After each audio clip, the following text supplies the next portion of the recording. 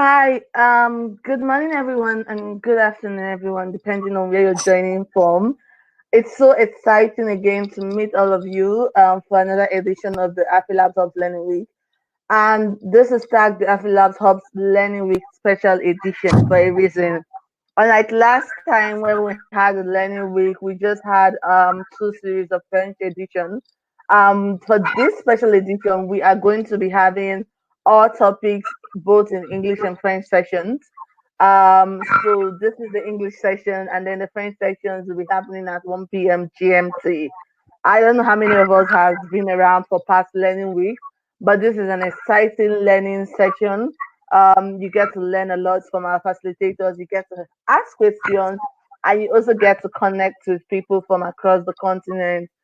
As custom, please type down your name of hub, and just get to meet other people and interact. For today, our topic is business models, management and technical skills to navigate through COVID-19. And I have the pleasure of introducing Lusanda Magwape, who will be taking this section. She is the CEO and founder of Dream Factory Botswana. Lucinda, it's nice to meet you, and I'm really excited to learn from you today. Just before you take over, I just have a few announcements. I'm going to be sharing a link to a survey shortly. Please do well to take part in the survey because we always want to get your feedback. And remember that it's always great to attend the whole Learning Week section because unlike last time, you have the opportunity to apply for 6 meetup grants post the session. So Lusanda, over to you now. Hello, Kenny. Hello, everybody. It's such an honor to be facilitating this discussion today and to be serving the community in this way. I think what really makes this so special is that, these sessions are by us. And so we're learning from each other. And so I think there's so much that we can learn from each other, and I'm learning as we go. So I hope that you're going to have a really amazing session. There's going to be some golden nuggets that you can grab for yourself. I'm going to be sharing, for me, honestly, the best way to teach is from my own lived experience. And from there, I'm hoping that you'll be able to see what you can glean from it and see how it can be contextual within your context. So as Kenny mentioned, today our topic is going to be talking about business models, management and technical skills that you can navigate through COVID-19. And so without further ado, we're going to kick us off.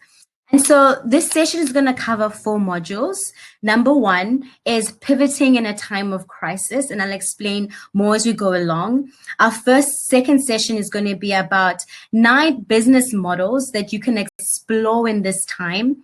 Number 3, exploring the difference between facilitation versus a management style of leadership in this time. And number 4 is the technical skills required for your team to thrive. Now, I'm assuming that a lot of us are hub leaders, we're business leaders. And so because we're part of AfriLabs, a lot of what we do or what we teach or what we engage in is innovation. But these sessions are really internal looking, right? To say, are we being innovative in these times? How are we pivoting in these times? As we're teaching others, to what extent are we putting these within our own contexts? And so that especially through these times. And so this is really, really focusing on us and seeing that we are thriving and not just surviving in these times. And I also want to reiterate, please do ask me questions. I'm going to allow 15 minutes after this presentation to ask questions, to engage. I want to learn from you, to be honest. There's so much I need to learn. And so this whole process is a learning journey for me as well. And so objectives for this hour is going to be how to understand how to best pivot in a time of crisis. Number 2, exploring the 9 business models that are relevant in these times. Understanding the power of facilitation over the traditional management style that most of us are so used to. And then finally, exploring the technical skills required for your team to thrive in these times. All right. So like I said, I love, honestly, to look at myself and to see, what can I learn and teach others from what I've learned. So I am the proud founder of an organization called Dream Factory Foundation. We started in 2011. And when we started, we're very much an NGO model that was dependent on donors. So a lot of our income came in lump sums, whether it was the beginning of the year, mid-year, depending on how many grants we're able to get for that year.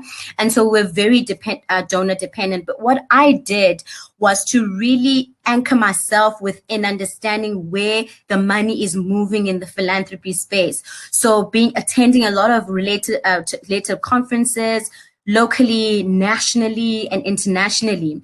And the more I was engaged in these conversations, I realized that the traditional donor-dependent model was really, really going to cripple in the last 2 to 5 years. That if, as an organization, we were going to stay on grant funding, then somewhere down the line, we were really not going to make it.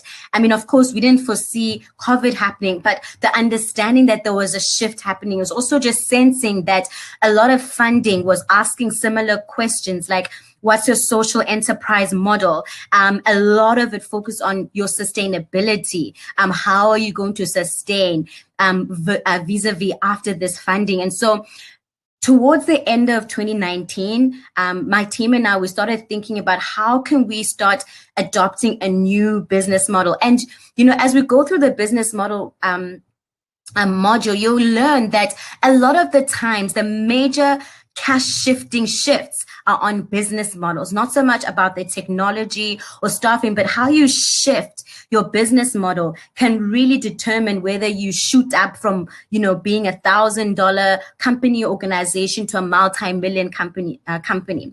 So towards the end of last year, that's what we started to do. And so we began to restructure the team. We even opened a second office to start really differentiating ourselves with this new company that we're forming. We hadn't not even registered yet, but really exploring. And the thing is, we were so NGO minded. So basically, as a team, we signed up for the MTN business incubator, to start rethinking and rehashing and understanding what business really looks like. How do you thrive on a for-profit model? And so through that MTN incubation, what ended up happening is we made it to the top 5. And then at the end of it, we weren't awarded the prize because the prize was a monetary prize because we ended up securing a contract with MTN. So remember, we hadn't yet registered. We were still trying to learn different ways that we can really disrupt our way of just being so donor dependent. So stepping into the new year 2020, we have this contract with MTN, and our core value proposition was around being able to enter the low income market, giving corporations access. Because we were an NGO, we realized that we were holding so much data, within the spaces where we were holding educational programs. So come early 2020, COVID hits. Boom. Like contracts, donors were postponed, shut down. Grants were basically pretty much suspended. And I know, having attended these learning modules with AfriLabs, I know that this is something that most of us have shared. We weren't on the side of we're thriving. We hadn't even thought of PPE products, or we're in the agricultural space yet. For us, it was like, boom, like shut. And so what really helped for me, why I wanted to start this session before kicking into business models, is I learned the importance of pivoting in a time of crisis, because our 2 major donors were just flat out stopped. And at that point, we're still a growing organization. We only had about 6-month runway. And so in that 6 months, we had to think about how are we going to make money. And because we were already seeing where the tide was turning in terms of the NGO space, the structure was already set in place. And so we soon realized that we needed to hire an IT specialist. Like, whether there's money or not, we realized that our survival was on, because we quickly learned, like, I was already attending so many webinars, so many online-based conversations, that I knew that everything was going to be tech, going to be online based. And so that's where we basically realized that we need to make the sacrifice and hire an IT specialist. And thank God we did that, because what ended up happening is that we have the opportunity now, being of one of two in South Africa, to basically set up G Suites in school. And we're still aligned with a core mission, which is about educating people, empowering people through education. And so for me, that's the lesson, is that, you know, in a time of crisis, it's important to pivot, and to pivot quickly. So much so that, yes, we're not yet at profit-making stage. But what I realized is that if we didn't pivot in the time that we pivoted, we would have been completely non-existent in this organization. And so now we're finding ourselves setting up G Suites. We have this company, we're setting up G Suites in schools, and training we're training youth and also unemployed people in business skills and digital skills training online and virtually. And then so the thing is, now we're at a point where the business is now funding the work of the foundation. And so having said that, one thing that I gauged from just as I was preparing for this session, which was so cool, maybe some of you will know Simon Sinek. He's the one that popularized knowing your why. And when he was talking about pivoting in a time of crisis, he said it's so important, and I could so relate with this, is that it's important to pivot based on why and not to pivot based on what. And by the way, at the end of this session, what I've done is the things that I've researched and some of the things that I'll be talking about, I set up the links at the end. So you'll be able to, if you want to go and refer back to them, you'll be able to do so. So what Simon says is that he made an example of himself, right? That his core funding or money he generates is from speaking engagements. So now if you took the what approach, he was basically going to say, okay, what do I do? Speaking engagements. I can't speak physically. That means I have to speak virtually. So all that he's going to try and do is to see how can I now create all my speeches, do all my speaking engagements virtually. And that's just going to limit him to one track. So now he went back to his why. And his why was about empowering and inspiring people through the medium of his words and all this content. And so what he said is that he realized he has so much content available that had stored up, that now he's converting into different mediums and still sticking to his core mission. And so even with us, Dream Factory, right? So if we just stuck to, we are in the education space, you know, all we're going to limit ourselves to was to now see how can we train people and teach people online. And the reality is that we are based in South Africa and in Botswana, and we're serving low-income communities. And already immediately we knew that the costs of being able to, the data costs for people, even for us, to be able to make sure that our learners are being tutored was going to be so high. So if we just limited ourselves to that already, we were at a loss. But when we went back to our mission, which is our why, to inform how we pivot, which is about empowering young people through education, giving them skills. Then when the opportunity of G Suite came along, it was like, this is still consistent with our why.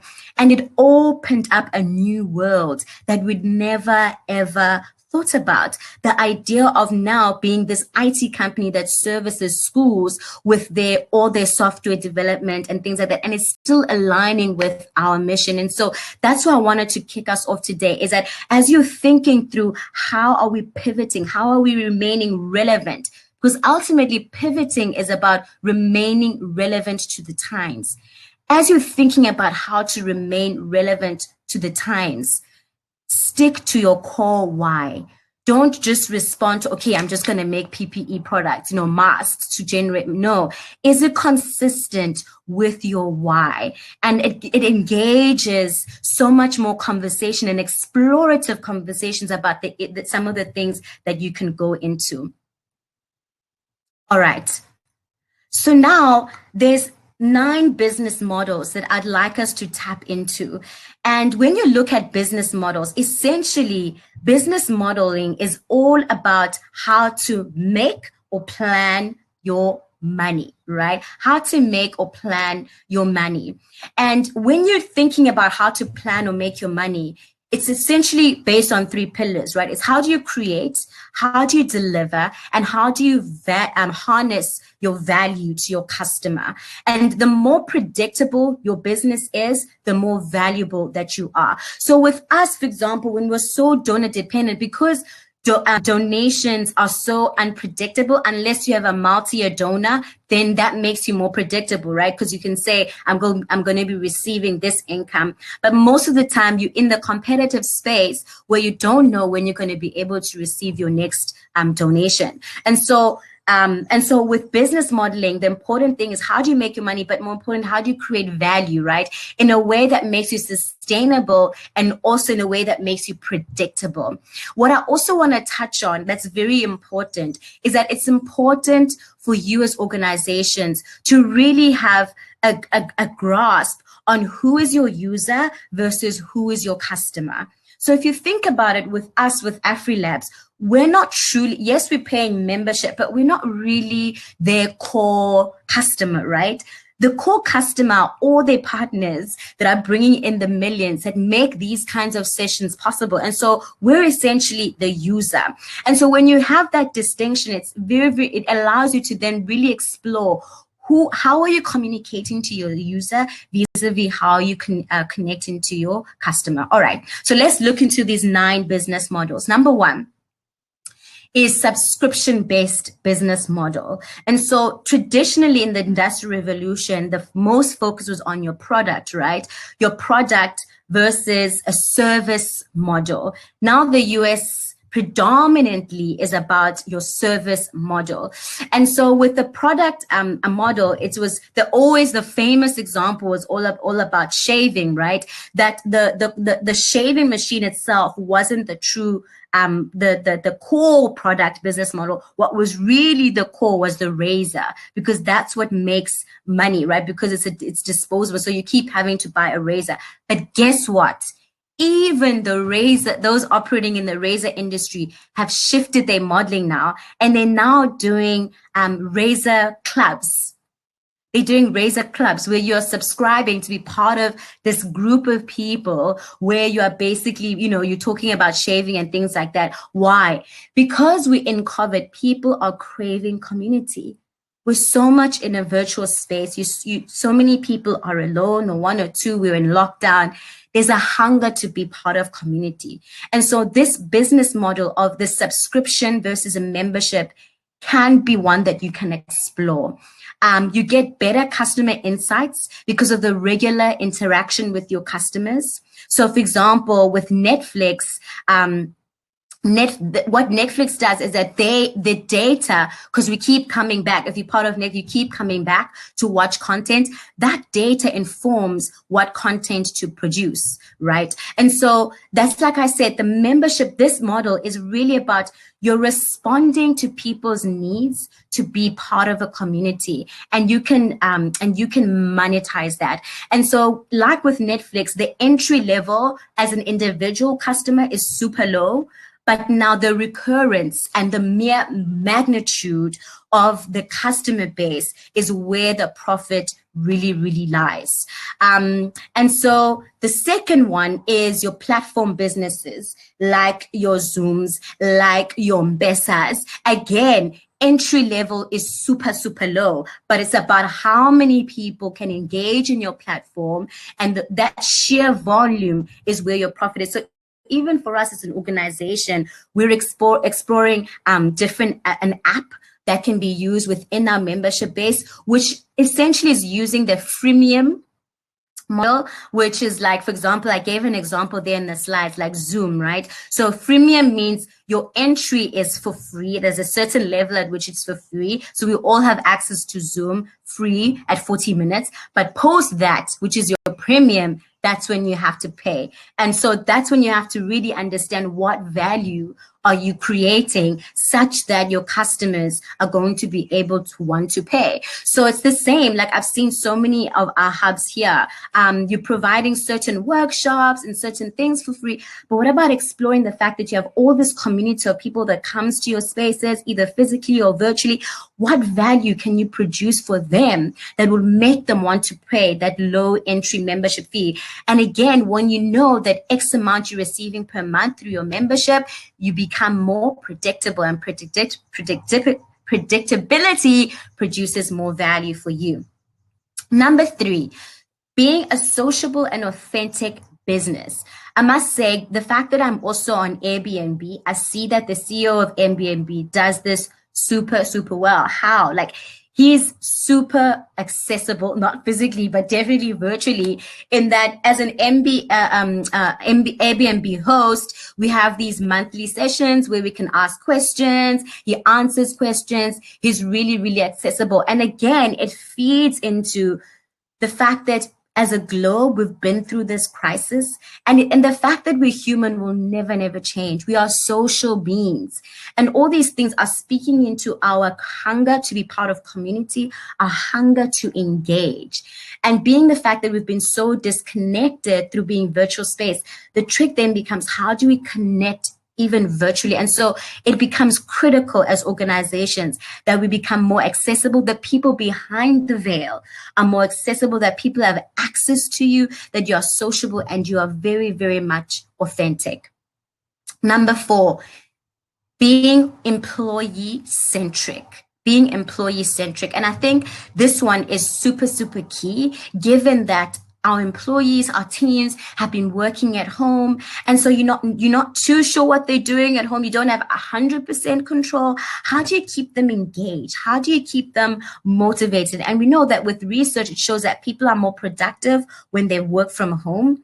And this has obviously come to the fore. So hence companies like Twitter totally saying, everyone doesn't have to come back to the office space. We can work virtually. And so when you adopt that business model, most companies that do this, they have higher retention because they centered around the people that drive the organization, the people that make things happen, being so centered about their needs and how they operate. Number 5, being partner-centric. I must say that this one I even adopted being donor dependent as an organization, in that when we first started, like, we didn't have much in terms of capital funding, but we took the partner-centric approach. What does that mean? It means that we could leverage off other organizations in the same space as us and create partnerships where we could leverage each other's resources.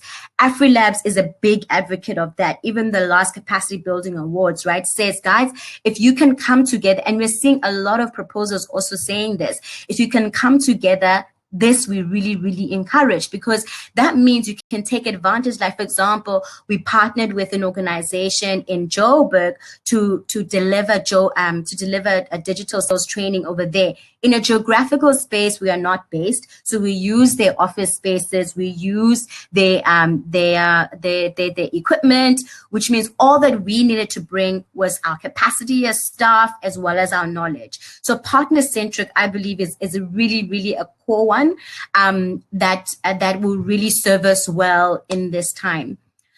Number 6, I think, customer value obsession. I think either way, this one you cannot run away from, right? Remember, I distinguish between a user and your customer, understanding who your customer is.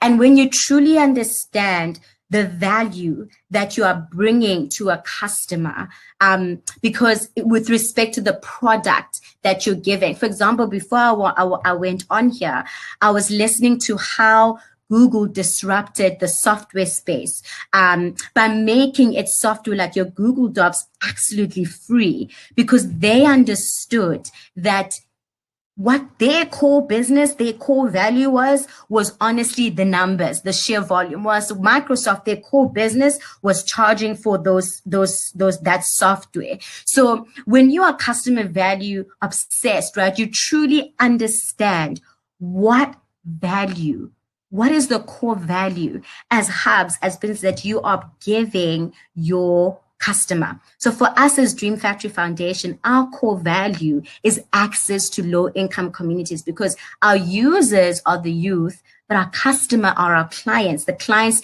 that give us the funding to be able to run these programs. And so for them, we understand that they can't go into these communities, but we have access to these communities. And so this is the value that we bring to the table. And they want to have access to these low income or rural communities.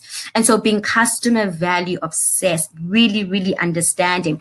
And so you can see where these different business models speak into each other, right? So for example, if you are using a subscription model, right, where people keep recurring every month, perhaps it could be to the content you're providing, that data will then be able to help you, like I gave the example with Netflix, will be able to help you understand, right, what is it that your customer is needing. Like with Netflix, they truly, I mean, for example, if I go on my Netflix platform, already they are telling me things that I must watch, because they're watching my trends, how I'm watching things. And so they're able to tell what are the kind of content that I enjoy. And then they're creating value for me, because I'm just like, oh, Netflix, how are you able to tell? And so being customer value obsession is driven by data, and how you're able to get that data is repeat customers. All right. So the seventh one is constantly innovating. And that's why I started with the importance of pivoting in a time of crisis. Because if you're constantly innovating, it means you're remaining relevant, because innovation ultimately is about remaining relevant. And so when you adopt that kind of approach, that you're constantly innovating, you're marrying it with the art of always pivoting quickly. Like I gave the example of Google, right? Google already knew that there's no way that they could compete with Microsoft equally, right, through the software. In other words, trying to give better products of the Microsoft Docs. No. So they completely changed the ball game. They pivoted completely and said, we're not going to charge for our software, because that's not really where we get true value. We're just going to give it for free. And guess what? Microsoft responded. They couldn't even compete. They responded by, which is what Google could have done. Microsoft responded by trying to give better customer experience through their software. But again, it was a completely different ball game. And so as hub members, hub leaders, we have to be constantly innovating, right? So that's why I even said, I can start by saying, we're always teaching innovation, but how are we being innovative? Second to last, be data driven. And again, it's echoing what I was saying. For you to be able to access that data, your platform businesses, your subscription or membership models are going to help you to be able, the more you're able to engage with your customer, the more they'll let you know what it is they need. And then finally, tech savvy businesses. And for that, I really want to encourage you. I'm reading this book. I'm going to show you. But don't worry if you can't see it on the screen. It's called Disrupting Africa, The Rise and Rise of African Innovation by Nnamdi Oranye. And the last time he wrote, I think, was 2015. But it's super inspiring because he's sharing about different businesses in Africa that are really at the forefront of being tech savvy, and as a result of being profitable at it. So being in Africa, I think, is even more important for us to understand what our African counterparts are doing. And this book is really, really helping me to do that. And I've got the link as well at the end of this. All right. And so to close off this model, what I think I want to really hone in is that you can adopt a hybrid approach. It's not just a one size fits all situation.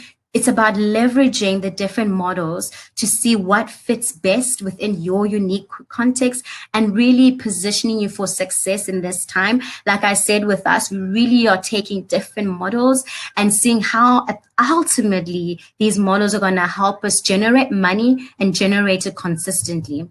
And then finally, I want you to know, I've told you about these 9 models, but that's just to get you started. The real proof and the exciting part is that you can create your own model that's totally disruptive. You can think outside of the box by coming up with your own disruptive business model in a world of so much and uncertainty. So, for example, I mean, think about it. Airbnb was a completely different business disruptive model to what we knew in the hotel industry. Even Uber, completely different. So, what I'm trying to say to you is that this is just a tip of the iceberg. You can create your own business model, but the ultimate thing, right, is how you're going to make money and how's that money going to be sustainable. All right. Now, the third part is the management skill that needs to show up in this time. We are living in an unknown territory. Things are becoming clearer, but so much still remains unknown. And so I wanted to challenge us today to explore the difference between having a facilitative approach versus a management style of leadership. And I want to give again myself as an example. So when lockdown happened, immediately my view was, okay, what collaborative tools are we going to use to be able to get my team to work together? And so I explored your Trellos, all of them. And so I asked the team, okay, look what is relevant and see what happens. And so we decided, all right, for now, we're going to use Trello. It's absolutely free. Man, the time it took to get everyone to understand Trello, people were not really adopting it. It just didn't work. And so I just decided one day, you know what? I'm just going to say, okay, guys, I'm going to provide you with the structure. We're starting to do a new project. And I said, okay, guys, we need to create an operational workflow. I'm just going to create a structure, a basic structure of what it is that we need to do. You run everything. You tell me what you need. Man, did my team not provide? They simply used Excel, right? Again, this is just an example. I'm not saying this within your context. It's just to drive the point home. Man, the complication, the intricacies, they just went and ran with it, and they're still using it today. And it was such an incredible lesson for me that in this time, what needs to show up is a facilitative leadership style. That management might not serve you in the way that it did before. Why? Because I'm not with my team physically. We can just pass a note or pass a file and say, so-and-so go and do this, and then monitor, did you do this? They're in their home environments or space environments. And so my following up is virtually. It's with the call, it's with the WhatsApp. And so the ability they're already in an environment that they can control. Why not create that within their workspace as well and play the facilitative role? And so what I'm suggesting to you today is empower your teams to define for themselves what works best for them right now. Explore different things, but ultimately they know what they need right now. And they give them the confidence and the leverage to be able to tell you. And it can be as simple as, in my case, as an Excel document that isn't working. I've never seen the team be so collaborative online than I've seen them now. And so, like I said, you cannot fully control whether people are working at home or not. So deciding which leadership style to adopt in this environment is completely key. And so with this style, there's 3 things I want you to understand. Those 3 things being the 3 Ps.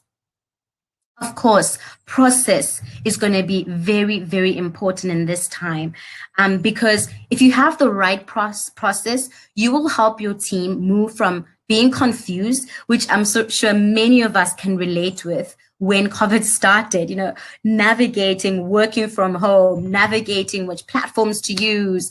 So it will move your team from confusion to clarity, and then most importantly, to action. And so it's very important in this time that the skill that you adopt is an explicit one versus an implicit one, right? We don't have the leverage of body language being able to speak for us.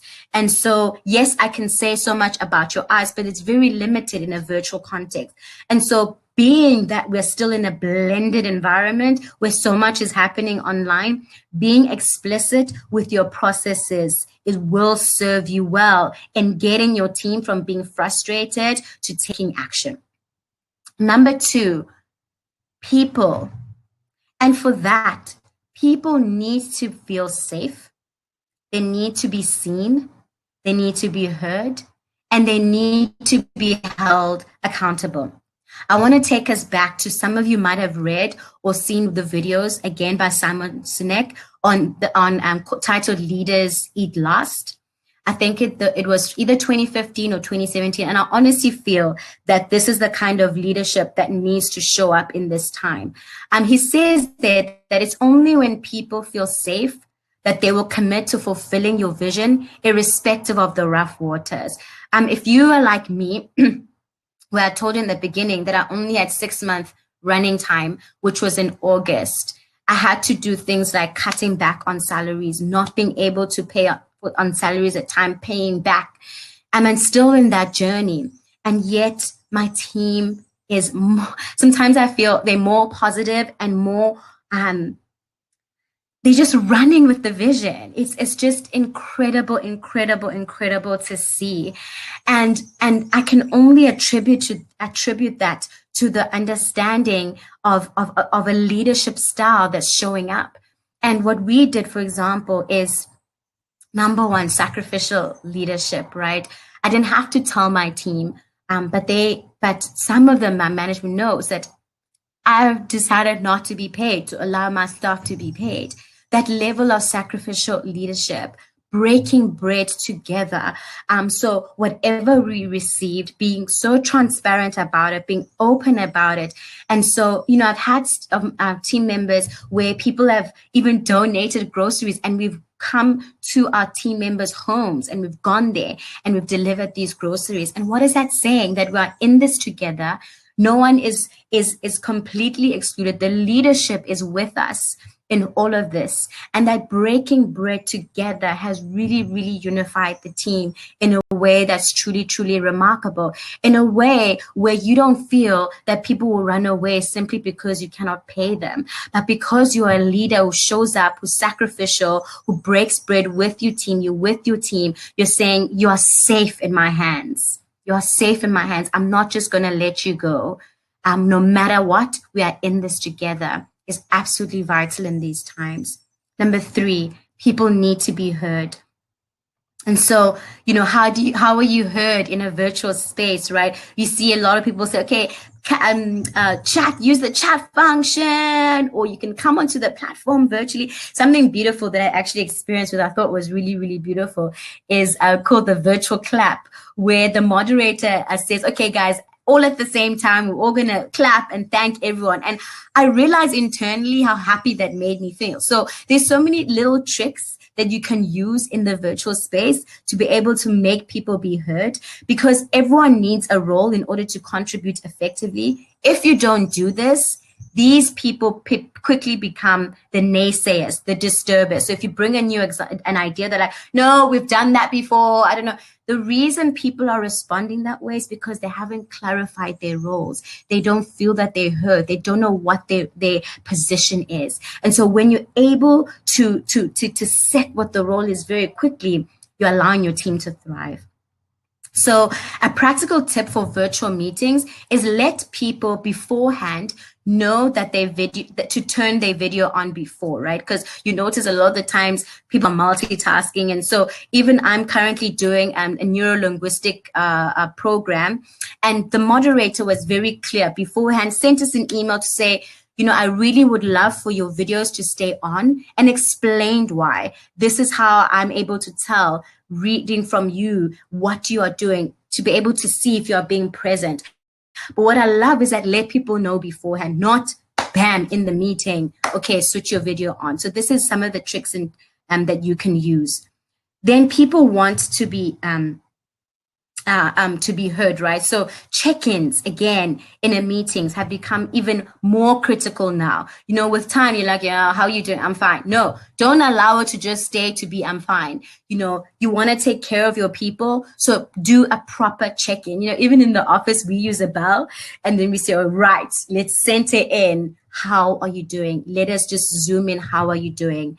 And so with facilitation, also what it allows you to do is to also rotate the role in meetings so that it's not always the traditional manager, because the traditional manager style is that if the manager can't do it, the manager delegates. But with facilitation, everyone is responsible. And it also speaks to the last point of being held accountable. People are held accountable to how they show up, to how they respond to their work. Yes. And then, of course, lastly, know your why, right? Know your why. Why do you exist as a company? And I think even now more so because things are rapidly changing. Don't be shy to go back to your values as an organization, to go back to your objectives, to go back to your vision. Even some of the things that you felt like you haven't been able to accomplish in these times, don't be shy. Go back. This is the time for people to be reiterated and to be affirmed as to why they joined this organization to begin with. All right, the final module, and I'm looking at my time and it looks like I'm gonna have to speed through this. But looking at the technical skills to navigate through COVID, did you know that 45%? We have 5 minutes left before we go to Q&A session. I have 5 minutes. Yeah. All right, we're gonna make it. Thank you so much. So did you know that 45% of businesses hired employees with technical skills in 2019 alone? Can you imagine what those statistics are currently? 70% of jobs will require technical skills in the next decade. I honestly think that will most likely be reviewed because of no one had predicted COVID, right? And so what is this saying? This is saying, number one, that the tech industry is the fastest sector in the world. Most of the booming jobs are tech related. I mean, I did a quick research, just watching several videos and looking at different articles on what are the top jobs that are really, really booming in this time. And except for like your agriculture, most of them are tech related. From your online shopping, your e-learning, some people even argue that education is really, really the one that we need to pay attention to. And I think most of us can relate, being hub managers, leaders, etc., that education is really, really core for us. And video gaming, digital marketing. And so what is it really saying at the end is that every employee needs to have technical skills as part of their portfolio of skills in order to stay relevant and take full advantage of current opportunities. Why I say this, because even us as an organization, the gig economy is really, really big right now. What is a gig economy? It's the ability to be able to do different projects, short-term projects for different organizations. And AfriLabs is certainly leading in this as well at the moment, right? Because they've opened up so many opportunities for us to be engaged, to be involved, even this one. And this is the gig economy, whether you're judging for something. And so you as an organization can also take advantage of the gig economy. Amazon, I was amazed. I was visiting a cousin of mine and she was answering a call made in America to service a customer on behalf of Amazon. So, so it's the gig economy is booming. And so instead of hiring people full time, which obviously costs more, you can think as an organization as to what are the core functions that you really, really need where your staff, your long-term staff can be part of, but what are the services that you can be able to outsource and take people on board on a short-term basis. So you can also, LinkedIn has a really amazing free real-time labor market data and skills insights to help business leaders understand what's happening in their local labor market. So do check that out. I have the link at the end of this as well. So finally, I wanted to say, to just look at some of the technical skills that we as an organization have had to train our staff in. I provided this cute picture. We're currently doing training in schools. And so it was through Google Classroom. I was training the kids through Google Classroom. Then there was no projector. And so we had to set up a screen. We had to bring a speaker. I brought this picture because if you can relate with the context that I usually find myself in, which is in rural-based schools, government schools, where you have to be very, very flexible, where you're constantly having to be innovative about how to make things work. Like, for example, there's no projector, there's no sound in the classroom, there's no electricity. These are the things that I've had to teach my staff to be able to do, because you can't bring a technical expert to do that. The staff itself need to know. So, for example, my staff have had to learn the ability to edit, retrieve, share, and save on the cloud. 2, the ability to join and conduct virtual meetings, as well as how to set up for a virtual meeting. Like I said, one of the things that we are doing as a business is running virtual meetings. So how to set up for a virtual, things like lighting, your sound, etc. Usually that was the tech guy that did that. Now everybody needs to do it. Number 3, the ability to take quality videos using your phone. I don't know how many things I've applied for personally, as for me, where I've had to use my phone and submit a video for. And then finally, being responsible online. I think this one is a real biggie, which we haven't spoken about in the industry in general. But I think it's time for us to have a conversation as business leaders around how our staff are showing up online, given that it's difficult to delete, if not impossible to delete something online, even something as simple as your staff's ringtones. Like, for example, just the other day, my brother was telling me of how a colleague had to be asked to please change their ringtone that was asking, "Can you be my girlfriend?" And the CEO is busy calling and you busy having this ringtone saying, "Can you be my girlfriend?" And so let's not shy away from these conversations to say, if the HR guys in companies are looking at your Facebook profiles, it means personal and professional is becoming very, very blurry. And so how your staff show up online will affect you as an organization, because even with those Facebook profiles, they do say where they work, right? And so if somebody goes on and sees how they're behaving, if it's extremely inappropriate, it will obviously have an effect on you. And so with that in mind, I want to just end up with a quote from the book, Disrupting Africa, that opportunity comes through innovation and forward thinking, that we received so many opportunities when we decided to pivot and pivot quickly and not be shy to change things around. It attracted opportunity, which is now allowing us to continue to sustain ourselves moving forward. And so these are the links that I've provided on the things that I've shared today. I'm looking forward to your questions. Thank you so much. Thank you, Lusanda. That was really exciting. So this is me representing everybody. Yes, it was really exciting and really insightful. Before the questions start coming in, which we're waiting for, I just want to make an announcement. So Lusanda's session was so exciting. Please do well to invite your our friends in the Francophone region for another session by 1 p.m. That will be facilitated by Eves from AfriLabs Cameroon. And we're looking forward to having you there. But really, Lusanda, I really enjoyed your session. It was really insightful, and that's the comments coming up. A lot of people are so excited about your session, and they can't wait to have the slides post today's session. So yes, but we are still waiting for questions from persons. I have a quick question though. I know you must have addressed it, but I want you to talk more about it. We know how uncertain these times are, especially how COVID came, when a lot of us were not prepared for it. So you mentioned about 9 to 10 business models, right? But I want to ask you, what's your favorite model? What works for you? Because for some people, it's how to keep the business, how to sustain their hubs and make sure it stays afloat.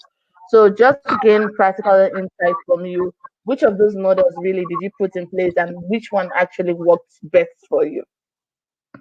Mm. Mm. I must say that our biggest one is partner centric. We really leverage off other people, different partners. I think it must be the Ubuntu in me and the and that really understands that if we work together, we can build and we can go further together. Because I think being in the education space, it can be quite overwhelming, the workload. And also, you cannot tackle it alone, right? Because you're dealing also with governments and ministries of education. And so we have to work in partnerships. We cannot work in isolation. So for us, even from the beginning as an NGO, it's really been leveraging off partners, and really, and also like creating sustainable partnerships that go on 2 to 3 years. So yeah. And I think the other one also that we're really trying to work on at the moment, because it really, really does produce great value, is platforms. Because the thing with platforms is that they are scalable and they're not geographically bound, right? So also, the nice thing is that you can either do the freemium version with platforms, and then you can charge a small amount, but it's based on the sheer volumes. So that's one that we're really working on now. So with platforms, they're scalable, they're easily replicable, and you can combine it with your services. So what we're thinking of doing is the offline version of our academies, what we teach, is to then translate them online through these platforms and basically create different services that people can take advantage of. And of course, being in Africa, we're exploring the WhatsApp version, using WhatsApp Business API as opposed to web applications, because data becomes a real issue. So that's also an opportunity that people can look into, how to create platforms through WhatsApp, because obviously WhatsApp is the most ubiquitous app that we can use. It's free. It's the lowest in data cost. You can buy social bundles. And so those are opportunities that we've identified that others can also take advantage of. That's great. We have a question from Chris, and he's saying, how best can we benefit from the GIG economy? Oh, from the gig economy. Yes. Yes, I am currently a big proponent of the gig economy. I was actually even watching a video on YouTube. I think it was titled 10 online jobs that you can do that will earn you like something like $1,000 per month that you can do from home. And when I was starting to watch them, it's things like teaching kids online. I mean, I've heard it, but now when I heard someone else, and then this lady also provides the website for you to go. And she explained it's things like you can teach for 1 hour at your own pace in your own time. Again, I use AfriLabs as an example. AfriLabs is really motivating us to be part of the gig economy, right? So, for example, I was part of offline judging, this facilitation for our hubs. Like, we literally are in a space that is encouraging gigging. And so, you know, as us Africans, we have the internet, we have the laptop. Take advantage of it. I didn't even know you could do things like beta testing for an hour, and they'll pay you something like $10 for 20 minutes. Why am I saying this? It's because we're in a space where there's so much uncertainty that to have one stream of income is not wise right now, because you never know, right? Who thought that the airline industry would go kaboom? Right now, we're starting to. Who thought that the tourism industry?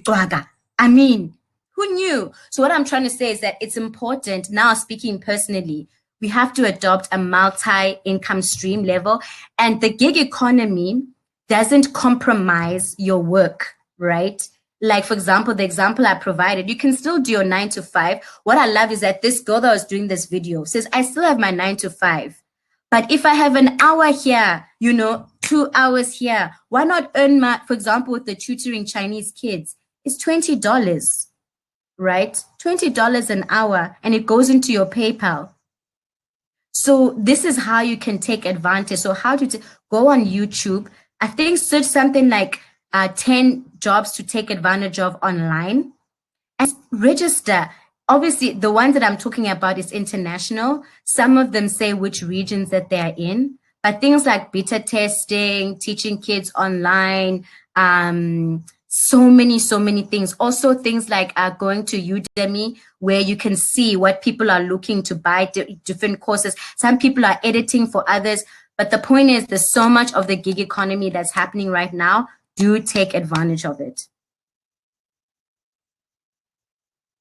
I like that you emphasized on that. So we have another question from Valentine, and he said he did not understand the Airbnb model.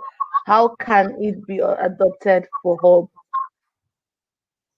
So, and you see the Airbnb model is that they disrupted the hotel industry in the sense that they allowed people to open their homes to be used for accommodation, which was unheard of before that. And Airbnb gets their money. You would think actually that Airbnb's business model is I guess it's a platform business like with Facebook, right? So Facebook, for example, again, they did the freemium is another freemium example where to get on Airbnb, it's free to get onto the platform. So they created this platform, made it possible for us. Maybe we have an extra room to rent out, but where they actually make their money is investing. You would think it's as because they charge both the one who gets the accommodation and they also charge me, right, as the host. But that's where Airbnb is smart is that you as the host, Moss, you don't get that money when the customer pays. The customer pays immediately. You only get it 3 days. They only start sending it a day after the person has moved in, and then you only get it 3 days. So for me, for example, I already have a booking from the 28th of December. The customer has paid their money. Imagine 10,000 of us. You think Airbnb is letting that money sit in the bank? No way. They've invested in it. So that's where they really make their money. But in terms of disrupting the industry now, no one needs to. You have the option. You don't have to go to a hotel. You can open up your home. Mara, you can make money for yourself. So that's where the disruption happened, which is what Uber also did with the transport business. And it's so interesting because with taxis now, as I was coming in on a flight, I saw that now taxis are saying using Uber rates. Now someone has definitely disrupted a market when it say you can't beat them. They try to beat them. In South Africa, it was really hectic because people on Ubers were being beaten by taxi drivers. Some lost their lives. The cars were being damaged. But now you cannot beat them, join them. So now they have placards saying Uber rates charged. So yeah, that's complete disruption. Yeah, that's quite true. We have a question from Bukola, and she's like, what process in the management skill would you say was most helpful? I believe you answered that. Yeah. And someone asked again, Abigail is asking, can you please explain the facilitation style of managing your team? So they need more insight on that. So with the management style, like I use the example, often managers are me-centered. So if I can't do it, I will delegate, right? So either you adopt the style of saying, here's a list of things I have to do. I lead by telling people what to do. I've already finished what needs to happen. And I said, this is what needs to happen. So my example was when COVID hit, I told people, okay, guys, get onto Trello. Then that's the management style, right? And tell people, guys, we're using this collaborative tool. Now come implementation, people don't understand it. We have to take time to train people. It's just not picking up, difficulty to be able to upload documents. Then I said, okay, guys, sit back. Same challenge. This is what we need to achieve. You tell me, what do you need to be able to accomplish this? And then the team themselves came up with the Excel document with the operational workflow, how we're going to run things. They just used Excel as their own collaborative tool. by me taking the approach of facilitator. I'm still leading. It doesn't mean I'm giving direction, but the manner in which I'm giving direction is to give them the power to let me know what's going to work for them. It's the same when like they started to free the lockdown. Instead of saying, right, everyone, we're going to go back to the office. People came and said, honestly, I work better when I'm at home. Honestly, it takes 1 hour for me to take a taxi, bus, da da da da. So the facilitative role, leadership style, is given the power and holding people accountable to take decisions within the same organization, as opposed to the buck stops with the manager. You make the decisions, you are the final call, and you just delegate for everyone else to do. Okay, that's great. I think this is the last question because our time is up, but we just have to round up. And the question is, how do you harness data? How do you use it to give your business a competitive edge? I like this question a lot because there's always that question around, as a hub manager, how are you able to harness the data that you have within your hub? So it would be great to hear you share more insight on this. Yes. So, for example, like for us to be able to come up with our core value proposition, which was access into the low income communities, what I was emphasizing there is that unlike traditionally where we provide a product, let's say as hub managers, our product would be providing these workshops. Instead of focusing so much on getting the numbers, right? Imagine you have to do 100 people, right? You have to train, your donor says, okay, you have to train 100 people. The approach that I take is, all right, this client wants me to train 100 people. This client wants me to, how do I streamline things within these users that I'm such that I repeat engagement with them and limit once off? Because true data with your users as hub managers is going to come from really engaging with your audience.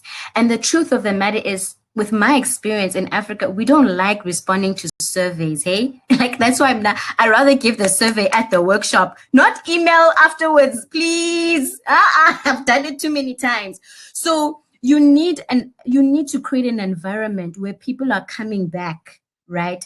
And it's from those continuous engagements that you're able to then gauge. This is where the data comes in, that my users prefer X, that actually our core narrative or our core value proposition as a hub is focusing on women or youth, or, this is what we really do well. You're not going to get that if all you're ever doing is chasing once-off workshops and you continually meeting different people, unless you realize that, okay, that's our core value, but then you have to keep doing that many times, and that's not going to be sustainable. Sustainability is in your data, meeting people consistently. Right now, I'm starting to know Kenny from her first name. We're seeing videos. She's starting to sense what kind of person I am, how I work. Do you understand? So that's how you position yourself through data, that try to create programs that are repetitive for your users. And then you're also able to know what to say no to. And that's very important. Yes, right now we need money, but the more you know your people, like now, for example, like there's a client that wants us to do YouTube videos, like as tech stars and train people digitally. And I was like, yeah, Sana, my people are not going to be watching this thing for 30 minutes. I could say no to it because I understand, based on repeat engagements with our people, that this is not going to work. And so I won't even waste my time to say yes to that kind of contract. I like that you stated that, and it's really great because the more you do the repetitive programs, you get to the point where you know what benefits your community and then what you should say no to, and that's very key.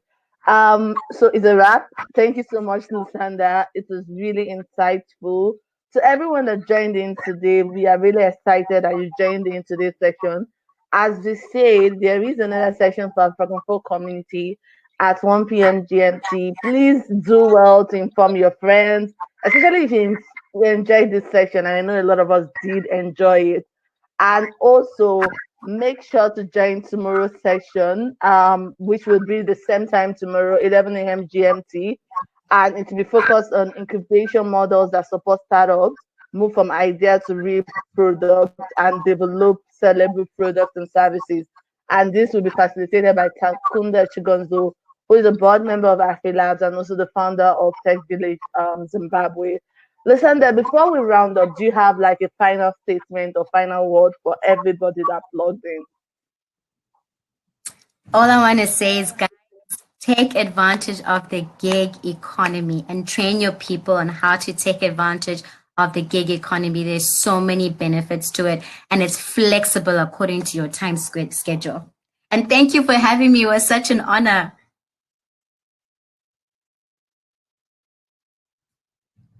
It was also an honor having you, and thank you so much.